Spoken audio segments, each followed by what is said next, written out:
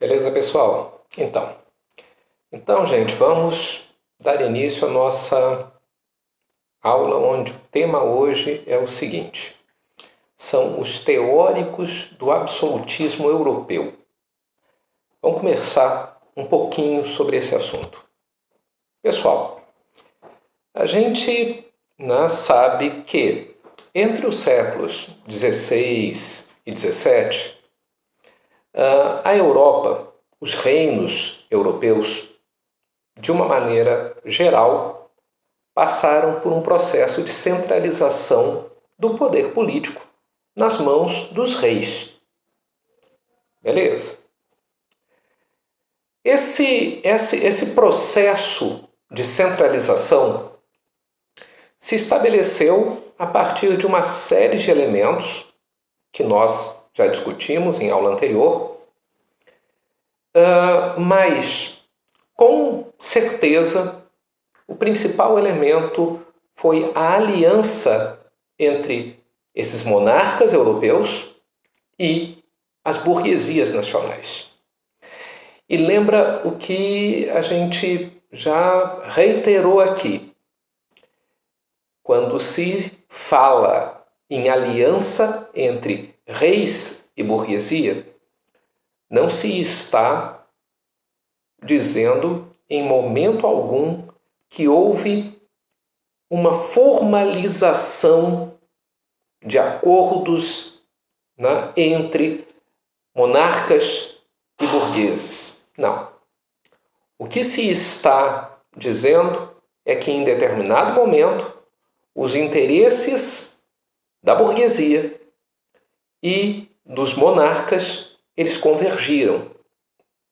Então, e essa convergência entre os interesses da burguesia, que era naquele momento acumular capital, e os interesses do rei, que era arrecadar mais, essa conversão de interesses vai fazer com que se consolide o Estado nacional absolutista europeu e que aconteça uma superação definitiva do sistema feudal. E isso vai se consolidar através de práticas absolutistas. Então, quando o monarca estabelece padrão em todo o território nacional para pesos e medidas, uma moeda única para circular em todo o território nacional, um sistema nacional de impostos, essas ações acabam facilitando a prática comercial. E com isso, a burguesia era atendida, porque eles estão à frente das atividades comerciais, e os reis eram beneficiados, porque com o aumento da circulação de moedas e mercadorias, isso gerava um aumento de arrecadação. E assim se estabeleceu os Estados nacionais modernos, caracterizados pela centralização do poder nas mãos dos monarcas. Bom, gente, agora, se isto nós já tínhamos falado em uma aula anterior, aqui no canal, o que nós não falamos ainda é o seguinte. E em termos intelectuais, houve pensadores intelectuais que legitimavam através das suas obras, das suas teorias, esse Estado absolutista? E a resposta é positiva. Hoje a gente vai centrar as nossas atenções nos teóricos do absolutismo, naqueles pensadores que elaboraram teses que defenderam uma sociedade disciplinada, uma sociedade controlada por um único líder, o rei, o soberano. Soberano, aquele que é dono do poder. E aí a gente tem que entender, mas qual era a intenção dessas obras, dessas teorias? Qual era a intenção desses pensadores absolutistas? Ora, gente, eles queriam legitimar o Estado absolutista, aquele modelo de gestão do Estado, e mostrar a importância de um Estado forte para comandar a nação. Uma nação formada por súditos e não cidadãos. Súditos. Cidadão é aquele indivíduo que dentro da sociedade, dentro do país em que ele vive, ele é titular de direitos. Agora, quando nós falamos em súditos, nós estamos falando naquelas pessoas que se submetem ao poder do soberano. A relação é essa: soberanos e súditos. Pessoal, e em relação a esses teóricos, houve realmente grandes teóricos, grandes pensadores que defenderam o Estado absolutista, mas 3, sem dúvida nenhuma, se destacam e as suas obras se transformaram em referência do estudo sobre o Estado absolutista. E esses 3 teóricos que se destacam, sem dúvida, tem dúvidas, são Maquiavel, autor de O Príncipe, Thomas Hobbes, autor de Leviatã, e Jacques Bossuet, autor de Política retirada da Sagrada Escritura. Vamos analisar, em termos gerais, o conteúdo das obras desses 3 autores. E vamos começar por Maquiavel. Pessoal, o Maquiavel é um teórico, foi um teórico italiano, viveu na sua maturidade intelectual naquele início do século XVI, o início dos anos 1500, e o Maquiavel, ele vai na obra O Príncipe, ele vai deixar claro a condição de legitimação do modelo absolutista de Estado. Então, ao longo de toda a obra, fica absolutamente claro alguns elementos. Primeira coisa a ficar absolutamente clara é que o Estado, e o Estado aí, entendam, personificado na figura do rei, na figura do príncipe, o líder político, o Estado não deve medir esforços para atingir os seus objetivos. Os fins justificam os meios. E aí, gente, nos cabe uma colocação. O que é fim na política? Se a gente está discutindo Estado, poder, a gente está discutindo política, o fazer política. E aí a gente tem que pensar, o que são os fins, os objetivos, as metas na ação política? Em última instância, o fim maior do fazer política é o poder. Quem não está no poder, o objetivo, dentro do contexto político, é chegar ao poder. E quem está no poder, o objetivo é se manter no poder. Então, quando Maquiavel escreve "os fins justificam os meios", ele está colocando que, para garantir, garantir o poder, para conquistar o poder ou para manter o poder, todos os meios são válidos. Então, nesse sentido de que todos os meios são válidos para chegar ao poder ou para se manter no poder, Maquiavel começa a estabelecer uma situação que é talvez a mais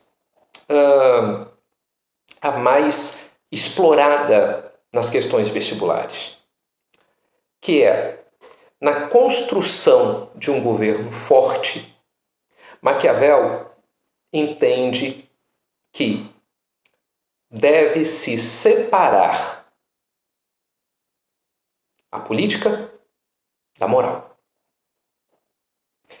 Então, Maquiavel vai estabelecer e vai defender um rompimento entre a política e a moral cristã. Por que a gente está falando de um rompimento com a moral cristã? Porque a moral,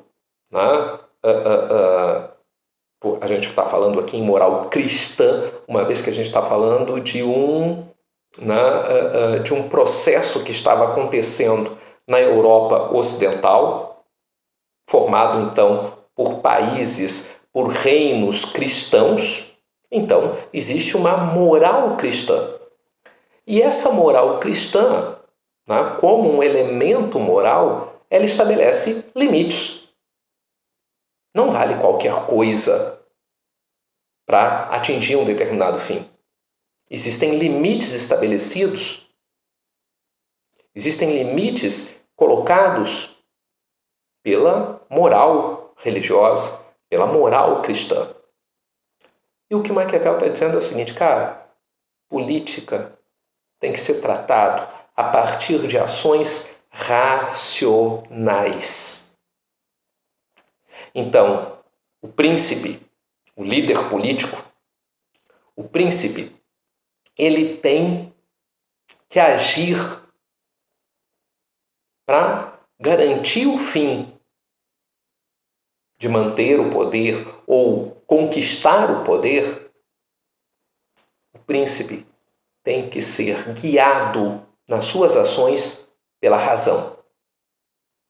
Pessoal, claro que isso tem muita influência do Renascimento, que a gente vai ver mais tarde. Mas é óbvio que você tem que entender, cara, século XVI, principalmente na região da Itália, o Renascimento estava bombando, cara. E a gente está falando de um teórico italiano que estava lá com seus 30, 40 anos produzindo demais naquela Itália renascentista. E a base do movimento renascentista é o racionalismo, é a razão. Então Maquiavel está muito influenciado por esses elementos. Então e aí a gente tem que entender, a gente costuma compreender muito o Renascimento quando nós falamos de arte, quando nós falamos de ciência, mas a gente tem que pensar que o Renascimento também teve a sua expressão política. E o Maquiavel é o maior representante desse renascimento político. E ele é o maior representante desse renascimento político porque justamente ele coloca a ideia de que o príncipe deve ser guiado pela razão e não pela moral e não pela fé e não pelos princípios éticos.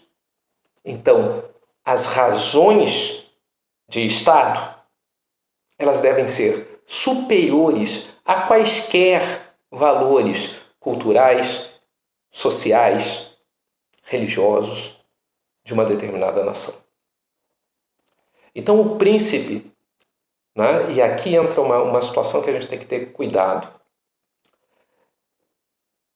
Maquiavel deixa claro ao longo do livro, O Príncipe, que o príncipe, que esse líder, que é o monarca, que é o rei, ele deve aprender a ser mau para conseguir manter o poder. Daí vem a expressão que a gente usa no senso comum, na maquiavelismo, quando a gente se refere a alguém como maquiavélico, tá? A gente está normalmente querendo dizer que aquela pessoa ela é má. Mas na realidade, gente, o que a gente tem que considerar é que esse mal ele está associado à condição racionalista. Ele está associado justamente a essa separação entre a moral e a política. Então, é quando em Maquiavel se estabelece a ideia de que não existem absolutamente limites para o fazer político, se o objetivo é a garantia do poder. Em outras palavras, se para garantir o poder o príncipe tiver que agir contra os princípios morais estabelecidos pela cultura religiosa cristã, ele vai agir. Então aí está a condição do ser mal para manter o poder. Certo? Então, o Maquiavel, a gente vai claramente entender que ele defende um Estado, na obra O Príncipe, ele defende um Estado absolutista, onde os indivíduos são súditos, cumpridores de ordem de um líder maior, que é o príncipe, o monarca. Certo? Princípio mais importante para ficar claro aí na cabeça de vocês sobre a teoria de Maquiavel é justamente essa separação entre a política e a moral cristã. Agora, um outro teórico que também é extremamente importante. Esse cara viveu na Inglaterra, um teórico inglês, viveu já praticamente um século após Maquiavel. Então, quer dizer, ele vai ser um teórico que vai produzir a sua obra no século XVII, era o inglês Thomas Hobbes. E aí a gente tem que considerar alguma coisa. O Hobbes, ele é considerado talvez o mais radical dos teóricos absolutistas. E o radicalismo vem do quê, gente? Vem de uma condição, de uma visão extremamente pessimista quanto à condição humana. O Hobbes não acreditava na humanidade. O Hobbes entendia que o ser humano, na sua essência, no seu estado natural, ele é ruim, ele é egoísta, ele é mau. Isso é uma condição, segundo Hobbes, que é natural do ser humano. E isso fica claro no livro O Leviatã de Hobbes, quando em uma das passagens ele coloca isso que se transformou na máxima do Leviatã. Se no Príncipe de Maquiavel a máxima é os fins justificam os meios, a máxima do Leviatã de Hobbes é o homem é o lobo do homem. E quando ele falava o lobo, ou não, o homem é o lobo do homem, o que ele estava querendo dizer? Pessoal, ele estava querendo dizer que o homem é o seu próprio predador. Ele está querendo dizer que, diferentemente das outras espécies que têm um predador natural que as ameaça, no caso da espécie humana, a única espécie que ameaça a existência humana é o próprio ser humano. Então, por isso, ele coloca a ideia de que o homem é o lobo do homem. É essa natureza perversa, egoísta, ruim, que cada um de nós tem. Então, cada um de nós, dentro de nós, guarda um lobo. Tá? Que é a nossa natureza.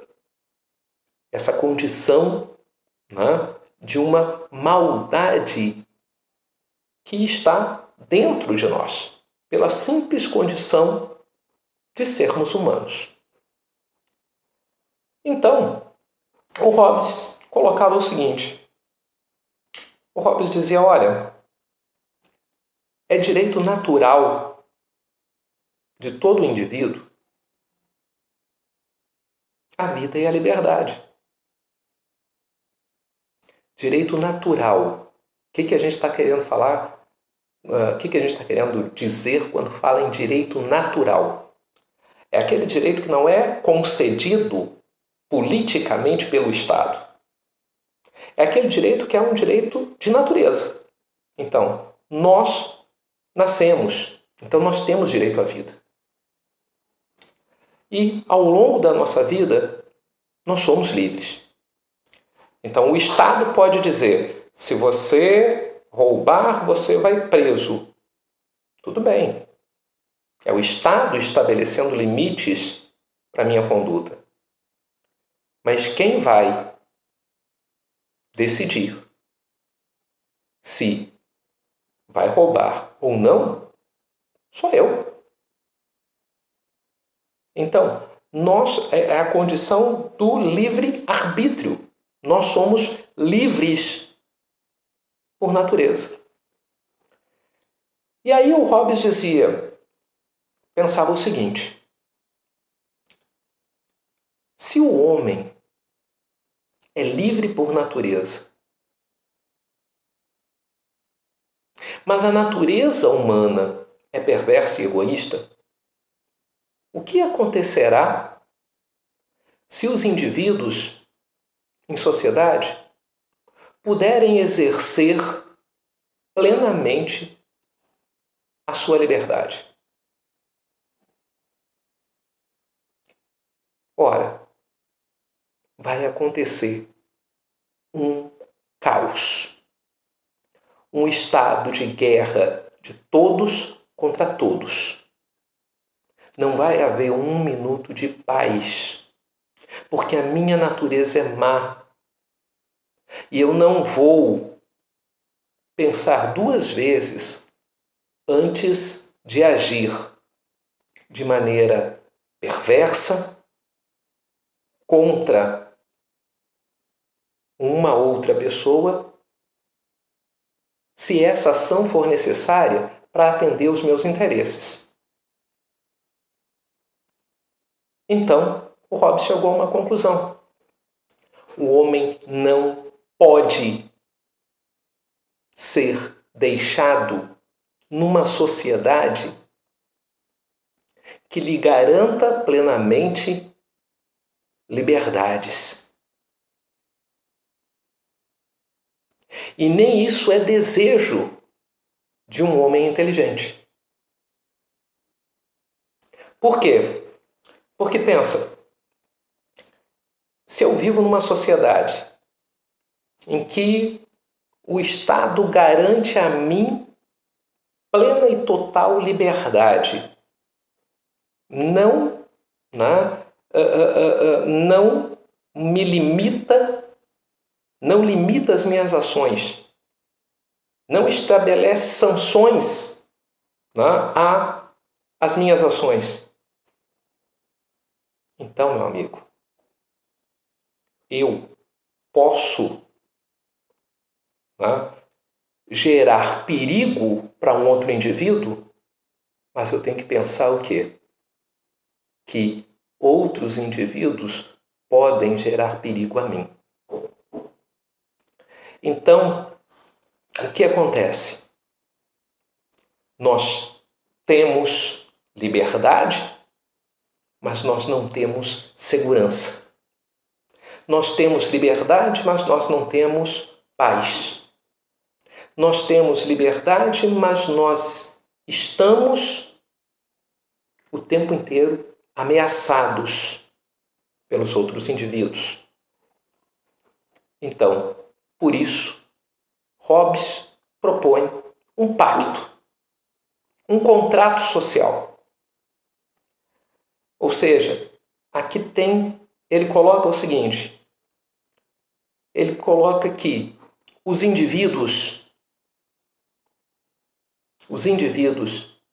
livremente, para viver em uma sociedade harmônica, em uma sociedade pacífica, em uma sociedade que garanta a segurança, que garanta a vida, eu vou abdicar dos meus direitos. Eu vou abrir mão das minhas liberdades individuais. E aí entra aquela velha história. Você pode até estar pensando, poxa, mas ao longo da história, a história da humanidade sempre a gente vê o tempo inteiro ações em que indivíduos estão lutando pelas liberdades. Por que o indivíduo abriria a mão das suas liberdades individuais, abdicaria dos seus direitos, transferindo esses direitos, transferindo essas liberdades para o soberano? Pessoal, a gente tem que pensar numa coisa. A gente só abre mão de algo muito caro a gente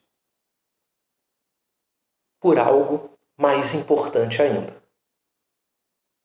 Nesse caso, o estabelecimento do contrato social leva o quê? Leva em consideração o quê? Leva em consideração o seguinte: eu estou abrindo mão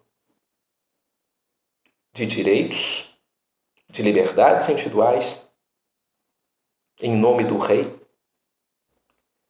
em troca do quê? Em troca de segurança, em troca da garantia da minha vida. A liberdade é importantíssima para mim, mas acima da liberdade, a minha vida é mais importante. Então, olha como tem um elemento diferente na teoria do Maquiavel. Na teoria do Maquiavel, o Estado absolutista se estabelece na marra, se estabelece à força e com a ação de quem? Quem é o agente que estabelece o Estado absolutista na marra? É o monarca. Quando a gente olha a teoria de Hobbes, a gente já observa o quê? O Estado absolutista não se estabelece na marra, ele se estabelece por um contrato, por um pacto.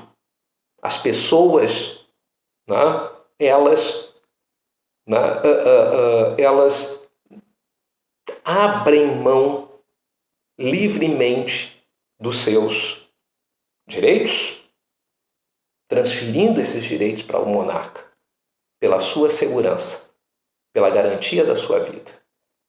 Essa é a grande diferença entre a teoria do nosso amigo Maquiavel e a teoria do Hobbes. Né? Então, na teoria de Maquiavel, o Estado absolutista se faz pela imposição do monarca. Na teoria do Hobbes é o contrário. É a sociedade, são os súditos que o quê? Que legitimam o poder do monarca. Porque o monarca, somente através, né, desse monarca, eu consigo, né, um cenário de paz. Então, essa é a grande teoria do nosso amigo Thomas Hobbes, um contratualista. Fica atento a isso. Contratualista. Tem outros teóricos contratualistas na história.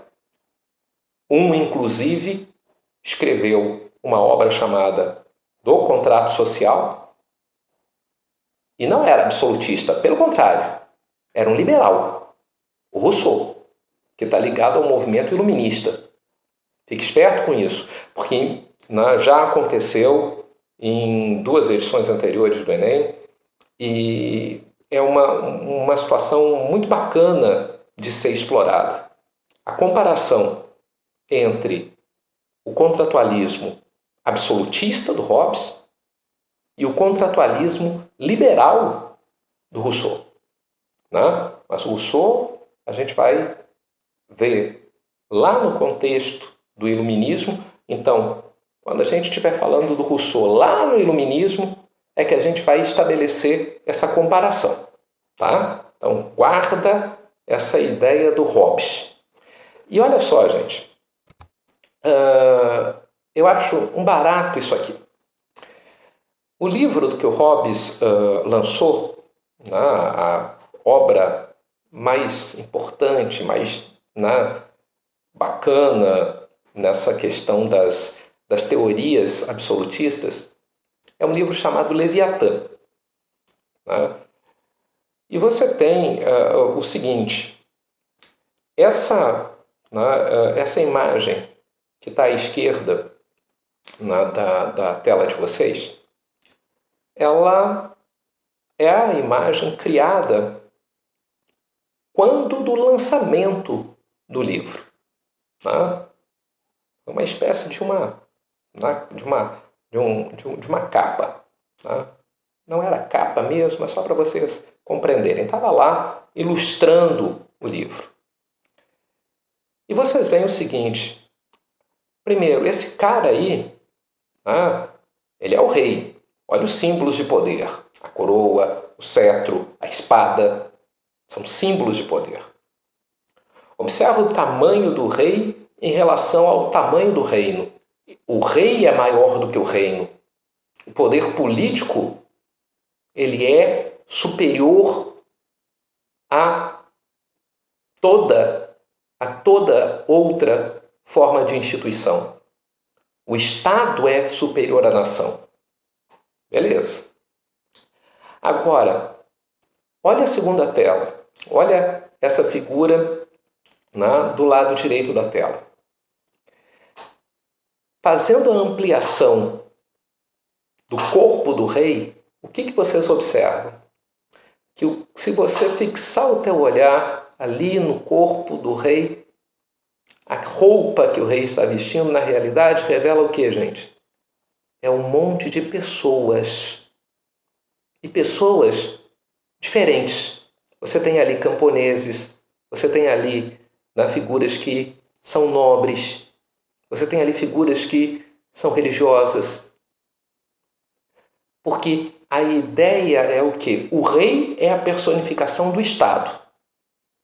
E o Estado, na ideia de Hobbes do contrato social, ele é o quê? Ele é a soma das liberdades individuais. Então a força do rei se estabelece a partir da concessão dos indivíduos. Os indivíduos que abrem mão dos seus direitos, das suas liberdades, em nome desse rei. Então, por que tem essa figura na roupa do rei? Representando justamente o rei é a soma das liberdades individuais. Daí o poder dele ser ilimitado. Olha que barato. E um detalhe, gente. Se a gente falou de diferença, né, entre a teoria absolutista de Maquiavel para a teoria absolutista do Hobbes, né? Maquiavel, a teoria da imposição do poder, né? O Estado se estabelecendo a partir da ação do monarca, da ação do príncipe, né? Assumindo o controle do Estado. E no caso do Hobbes, o Estado se estabelecendo a partir de um pacto, de um acordo, de um contrato social em que os indivíduos abrem mão dos seus direitos. Cabe ressaltar o ponto em comum que tem as teorias de Hobbes e Maquiavel. E esse ponto em comum é o que, gente? Esse ponto em comum é o fato de as duas teorias serem absolutamente racionalistas.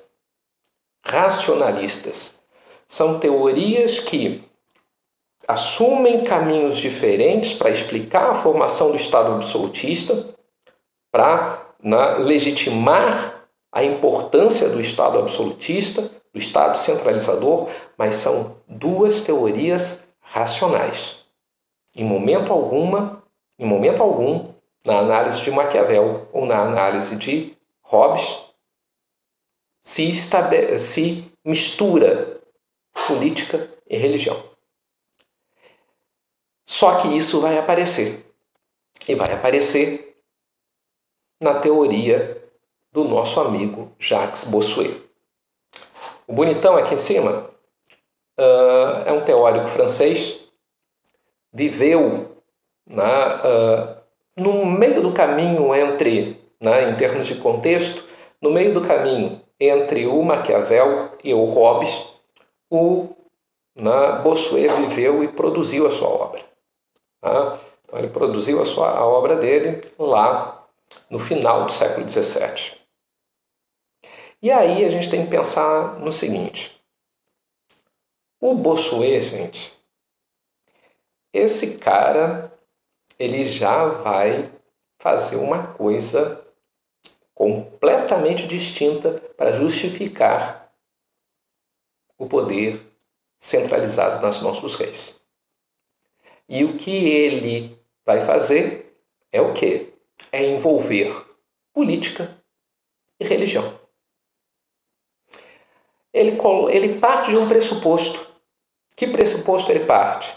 Se o rei, é por vontade de Deus. Então, o poder real é um poder divino.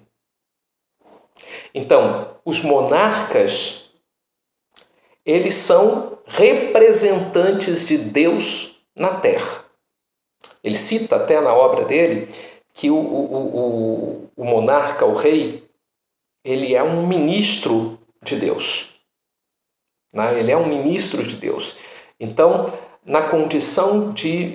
Quando Deus lhe concede a condição de ser rei, Deus está dando a ele uma missão, a missão de governar. Então, eles possuíam o direito divino de governar. Então, eles tinham que possuir o controle total da sociedade. E não cabia questionamento ao poder dos reis. Por que não cabia questionamento ao poder dos reis? Ora, meu amigo, porque se você está questionando o rei, se você está contestando as ações políticas, as práticas políticas do rei, você está questionando a vontade de Deus. Você está contestando as decisões de Deus. Então, veja bem, por essa teoria, por esse viés, contestar, questionar, me opor ao rei não é apenas um crime, mas é mais do que um crime. É, na realidade, um sacrilégio. Eu não vou ser punido só pelos tribunais do Estado absolutista, mas eu vou ser punido pelos tribunais que vão gerar a minha salvação ou não. Então, aqui já se estabelece uma situação diferente. Aqui se estabelece uma justificativa do poder do rei a partir de elementos religiosos. E muitos reis os justificaram o seu poder justamente usando a doutrina do direito divino de Jacques Bossuet. Claro que sim. Vamos combinar, gente. Se eu sou um rei absolutista e eu quero convencer as pessoas no século XVI, XVII, XVIII, eu quero convencer as pessoas a me obedecerem, eu não vou usar os argumentos racionais do Maquiavel, e mais do que racionais, violentos, e não vou usar muito menos os argumentos racionais do Hobbes, porque é muito complexo para um cidadão comum compreender. Agora, se eu digo, filhinho, eu sou rei por direito de Deus, vamos combinar. Aí você já tem o que, gente? Você já tem uma cultura que desde a Idade Média se alicerçou a partir de uma moral cristã. Aí funciona. E os reis utilizaram isso muito. Como dica, para vocês, se vocês tiverem acesso, pega o filme Morte ao Rei. É um filme que trata das revoluções inglesas do século XVII, que é já no processo de questionamento do absolutismo. Mas o bacana no filme é você analisar a postura do rei Carlos I. O mundo estava caindo, o Estado absolutista na Inglaterra estava chegando ao fim com uma crise danada e ele estava prestes a ser derrubado do trono, mas ele se mantém, e ele se mantém a partir de diálogos fantásticos que vocês vão ver naqueles diálogos, vocês vão ouvir através daqueles diálogos as teorias absolutistas sendo colocadas ali. Tá bom? Pessoal, é isso por enquanto e até a próxima aula, até o próximo encontro.